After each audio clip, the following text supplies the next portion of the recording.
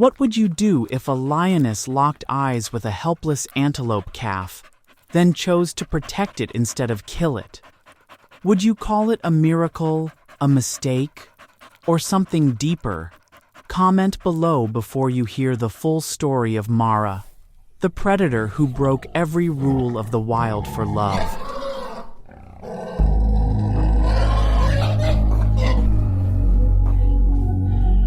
On a misty morning in the heart of the savannah, the lioness Mara crept silently through the tall grass, drawn by the scent of prey, her golden eyes locked onto a trembling figure beneath a bush, an antelope calf, lost and alone.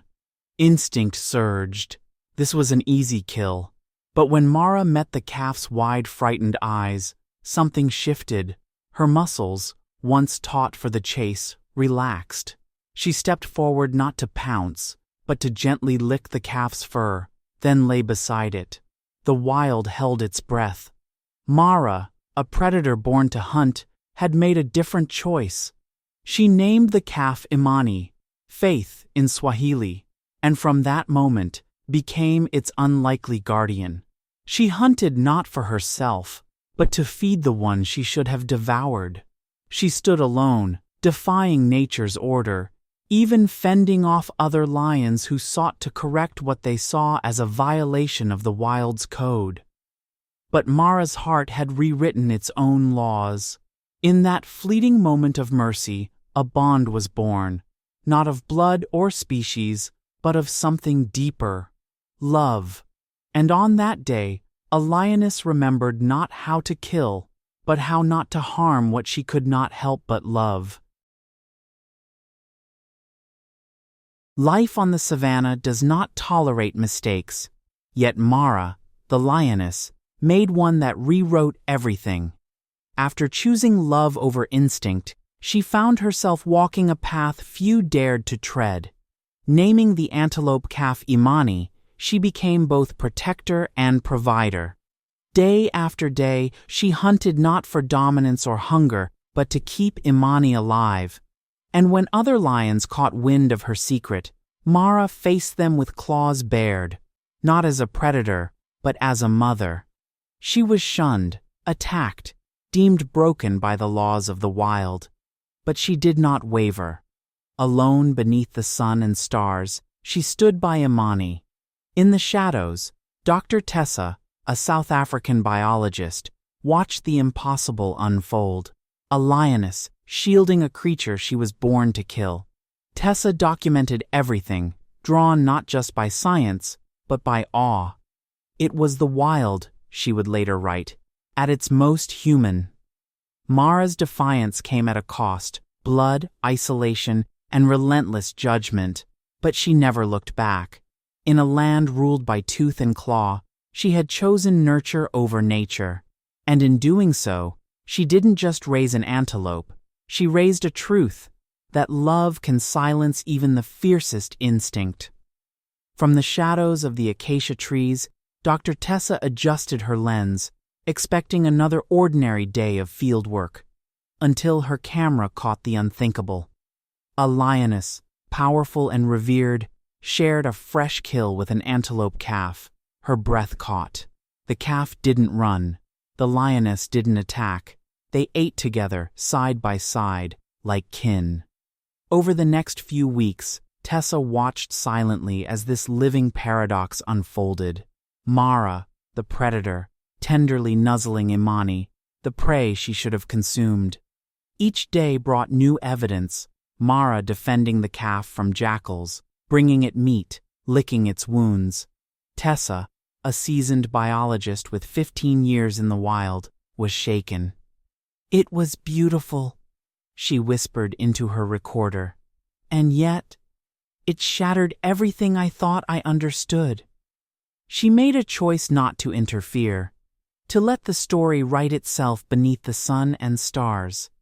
And in her notes, she began to scribble a title that came to her like a confession: The Lioness Who Forgot to Kill.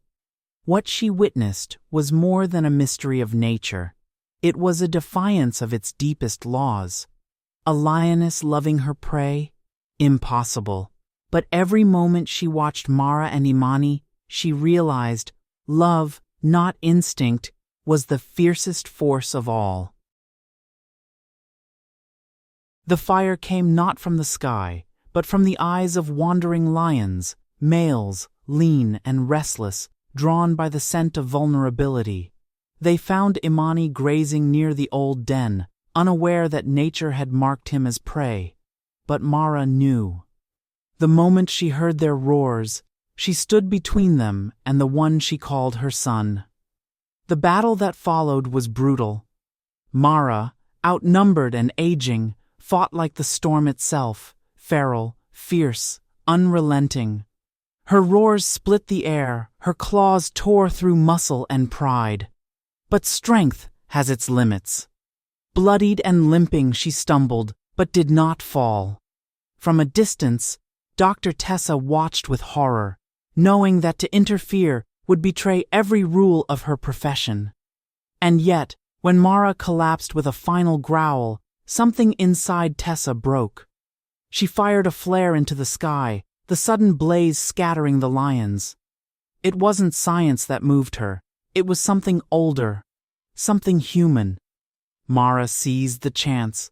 With Imani close, she limped away into the tall grass, guided not by instinct, but by the last flicker of love.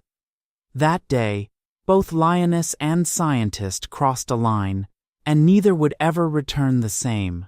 Survival had a new definition: sacrifice. Time moved differently for Mara now. The days of chasing prey were long gone, replaced by quiet mornings watching Imani grow stronger. But nature, relentless and unsentimental, had taken its toll. Mara's wounds from the last battle hadn't healed, and her once powerful strides had become slow, pained steps. She knew her time was fading. One crisp dawn, with the horizon painted in gold, she led Imani across dry riverbeds and whispering grass to a distant antelope herd. Imani hesitated, nudging her side as if to say, "Stay." But Mara only looked at him, long, steady, proud. She had taught him how to survive, not as predator or prey, but as something in between, a symbol of what love could create. Then, as the herd cautiously accepted him, Mara stepped back, unseen by all but one. Dr. Tessa, watching from afar, felt a lump in her throat as the lioness turned and disappeared into the brush. No roars, no fanfare, just the silence of farewell. And in that silence, the wild learned something it had forgotten: that letting go is also a kind of love. That day, Mara didn't just walk away from Imani. She walked into legend, her story echoing in the wind long after her paw prints faded.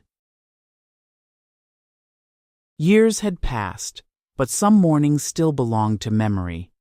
As the savannah stirred with golden light, a solitary antelope stood atop a weathered rock ledge. Imani, no longer the trembling calf who once hid beneath a bush, but a strong, graceful leader among his kind. Yet each dawn he returned to that place, the old den, where a lioness once guarded him like her own.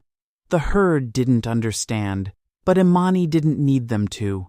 He remembered the warmth of her body shielding him from the cold, the sound of her breath lulling him to sleep, the silent strength of a predator who chose to love.